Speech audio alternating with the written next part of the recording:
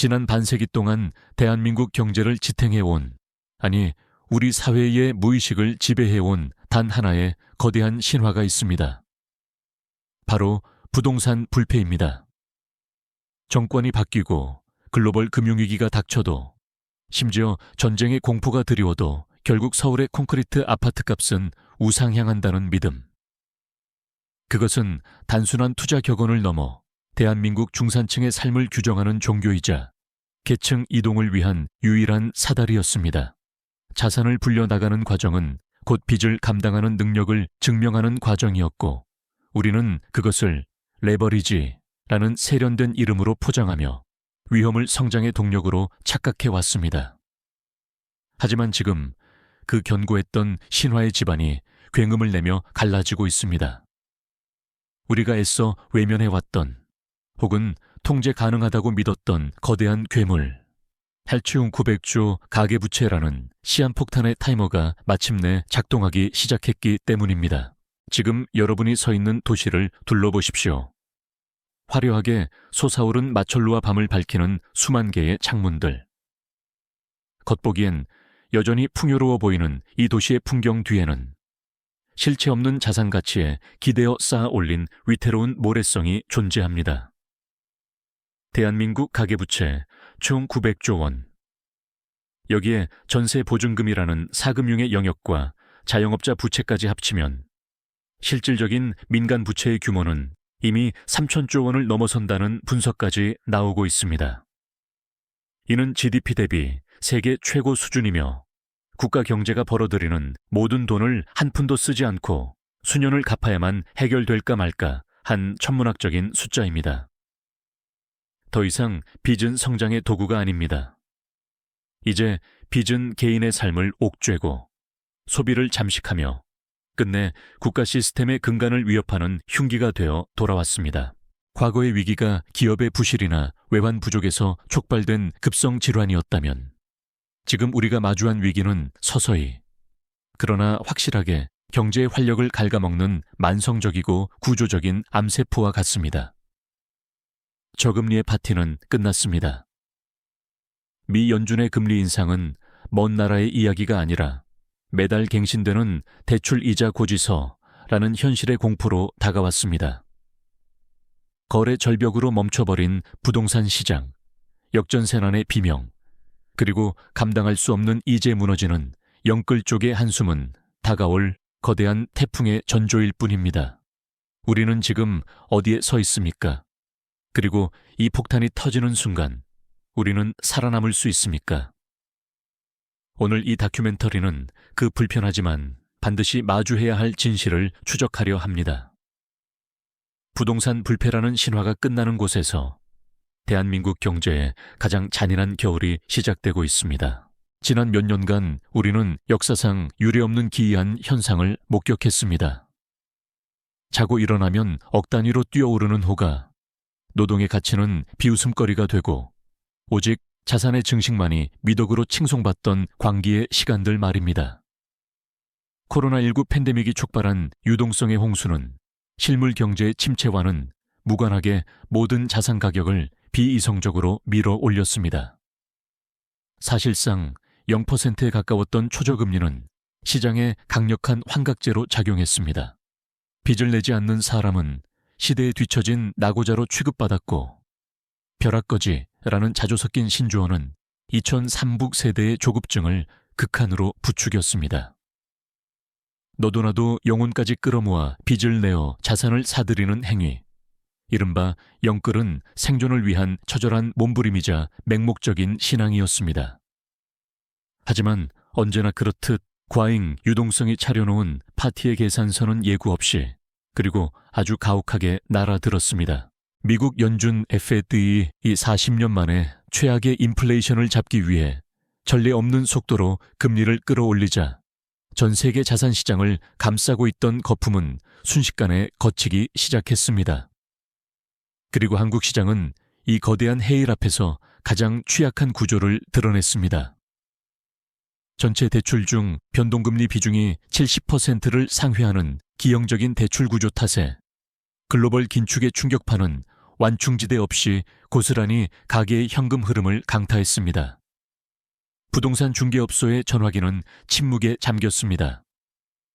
언론에서는 이를 거래 절벽기라 부르지만 현장에서 느끼는 공포는 그보다 훨씬 원초적입니다. 이것은 단순한 거래 감소가 아니라 시장의 혈맥이 막혀버린 동맥경화 상태입니다.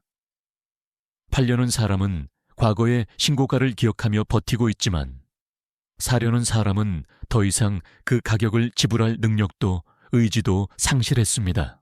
시장은 이제 심리전의 단계를 넘어섰습니다. 통계 그래프는 꺾인 지 오래고 현장의 지표들은 비명에 가까운 경고음을 내고 있습니다. 서울 외곽에서 시작된 미분양의 공포는 지방을 초토화시키고 이제 수도권의 핵심지까지 위협하고 있습니다.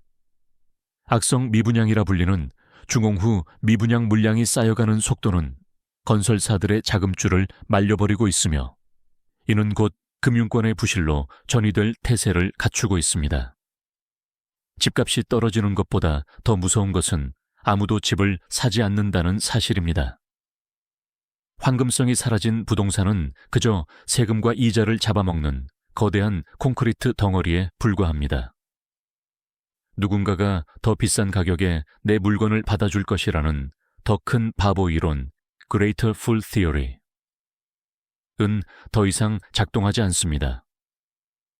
음악은 멈췄고 폭탄을 손에 쥔 채 서 있는 사람들이 하나둘씩 늘어나고 있습니다. 위기의 징후는 이제 데이터가 아닌 피부로 느껴지는 현실이 되었습니다. 대한민국 경제가 다른 국가들보다 부동산 충격에 훨씬 취약한 근본적인 이유는 세계 유일의 제도, 바로 전세가 만들어낸 기형적인 레버리지 구조 때문입니다. 전세 제도는 표면적으로는 서민의 주거 안정을 돕는 제도처럼 보이지만 금융공학의 관점에서 보면 사인 에시렌 간에 이루어지는 거대한 무이자 대출 시장입니다. 이 제도는 소위 갭투자라는 투기 방식을 가능하게 했습니다. 집값의 70을 80%를 세입자의 전세보증금으로 충당하고 고작 집값의 20% 남짓한 자기 자본만으로 주택을 매수하는 방식. 상승장에서는 이것이 레버리지 효과를 극대화하는 마법의 지팡이였지만 집값이 하락하고 전세가가 동반 추락하는 순간 이 구조는 누구도 책임질 수 없는 부채의 늪으로 돌변합니다. 지금 시장을 덮치고 있는 역전세난과 깡통전세의 공포는 단순한 주거 불안의 문제가 아닙니다.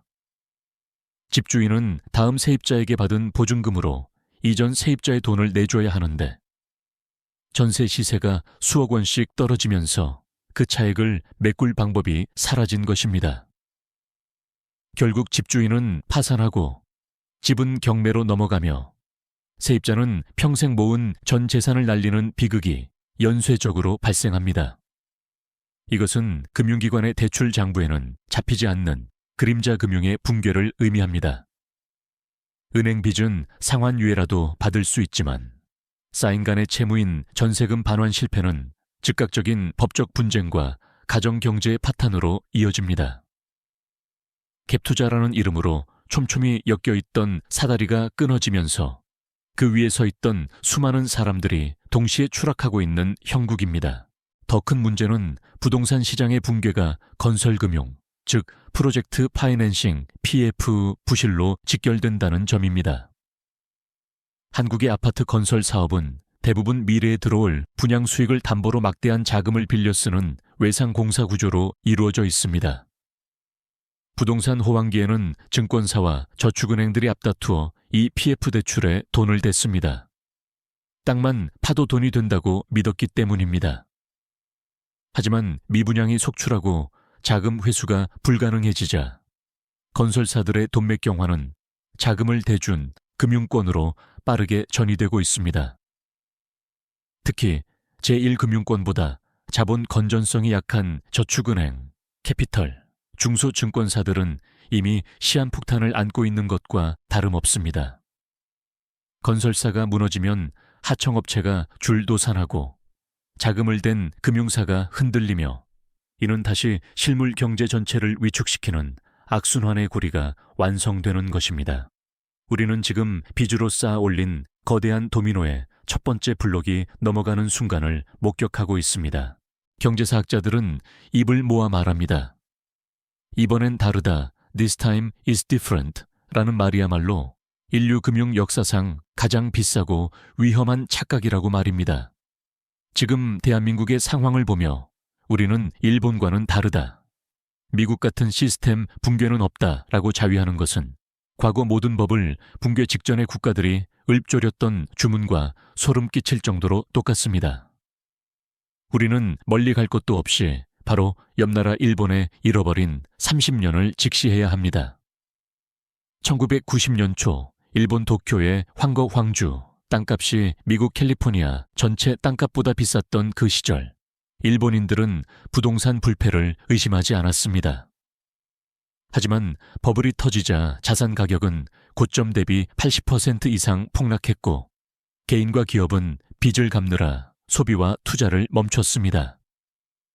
경제학자 리처드 쿠가 말한 대차대조표 불황, 밸런스 시트 리세션의 늪에 빠진 것입니다. 지금 한국의 인구 구조와 부동산 편중 자산 구조는 당시 일본보다 훨씬 더 가파르고 심각합니다. 미국의 2008년 서브프라임 모기지 사태 또한 우리에게 서늘한 교훈을 줍니다. 당시 월가는 신용등급이 낮은 사람들에게 주택담보대출을 남발했고 이를 기초로 복잡한 파생 상품을 만들어 전 세계에 팔았습니다. 집값은 전국적으로 동시에 하락하지 않는다는 잘못된 전제가 깨지는 순간 리먼 브라더스 같은 거대 투자은행조차 하루아침에 공중분해되었습니다. 현재 한국의 전세자금 대출과 이를 기반으로 한 각종 유동화 증권들은 미국의 서브프라임 구조와 놀라울 정도로 닮아 있습니다. 기초자산인 집값이 흔들리면 그 위에 쌓아 올린 수백조 원의 금융상품들이 연쇄적으로 부실화되는 구조. 이것이 바로 우리가 2008년의 악몽을 다시 떠올려야 하는 이유입니다. 더욱 우려스러운 시나리오는 남미나 일부 신흥국들이 겪은 국가부도 위기 모델입니다. 아르헨티나, 튀르키예, 그리고 베네수엘라는 과도한 부채와 이를 방어하기 위한 잘못된 통화 정책이 어떻게 국가 경제의 척추를 부러뜨리는지 보여주는 반면교사입니다. 물론 한국의 경제기초 체력은 이들보다 낫다고 평가받지만 가계부채가 임계점을 넘어 국가 신용도에 타격을 주기 시작하면 이야기는 달라집니다. 외국인 투자자들에게 대한민국이 빚을 갚을 능력이 없는 나라, 혹은 화폐 가치가 지속적으로 폭락할 나라로 인식되는 순간 자본 이탈은 걷잡을 수 없이 일어납니다.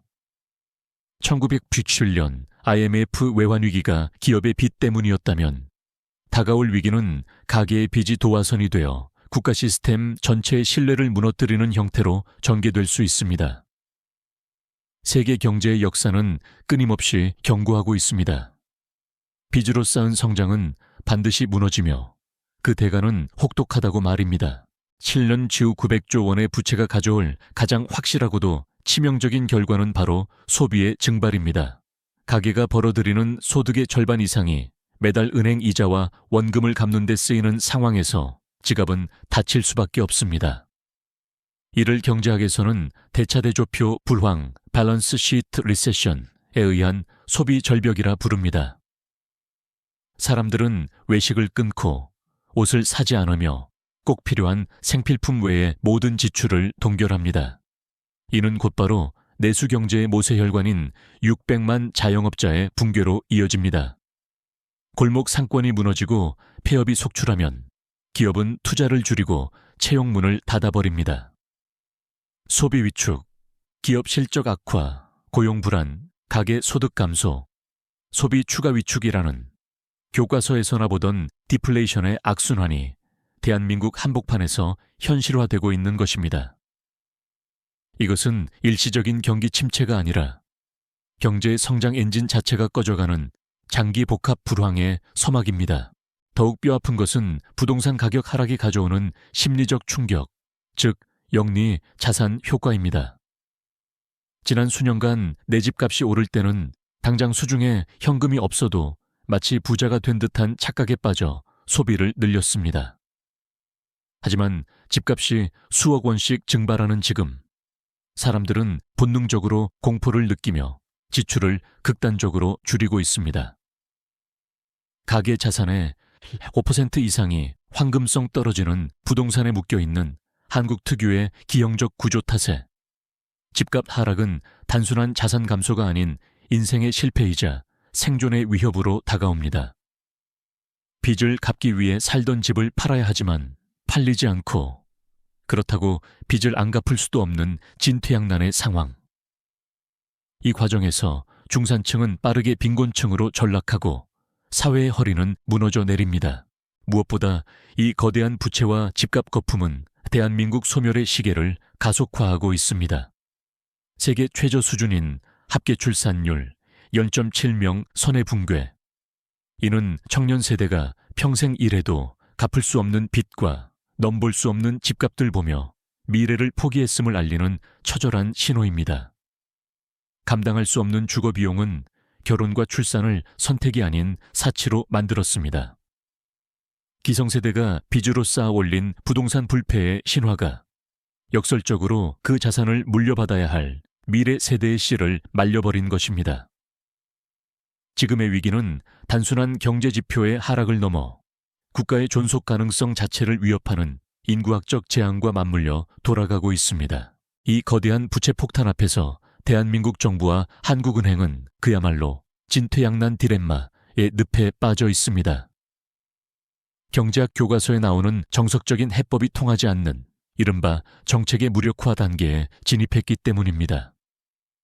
한국은행 총재가 금융통화위원회 때마다 깊은 고뇌에 찬 표정을 짓는 것은 결코 연출이 아닙니다. 지금 한국은행 앞에는 두 개의 독배가 놓여 있습니다. 하나는 미국 연준을 따라 금리를 올려 물가와 환율을 잡는 길이고, 다른 하나는 금리를 동결하여 벼랑 끝에 몰린 가계와 부동산 시장을 방어하는 길입니다. 전자를 택하면 총 900조 원의 가계부채 폭탄이 터져 제2의 IMF가 올 수 있고, 후자를 택하면 한미 금리 격차 확대로 인해 외국인 자본이 썰물처럼 빠져나가며 원화 가치가 휴지 조각이 될 위험이 있습니다. 현재 한국의 선택은 아슬아슬한 줄타기, 즉 동결을 통한 버티기입니다. 미국과의 금리 역전폭이 사상 최대치로 벌어졌음에도 불구하고 금리를 억누르며 시간을 벌고 있는 것입니다. 하지만 이는 근본적인 해결책이 아닌 폭탄 돌리기에 불과합니다.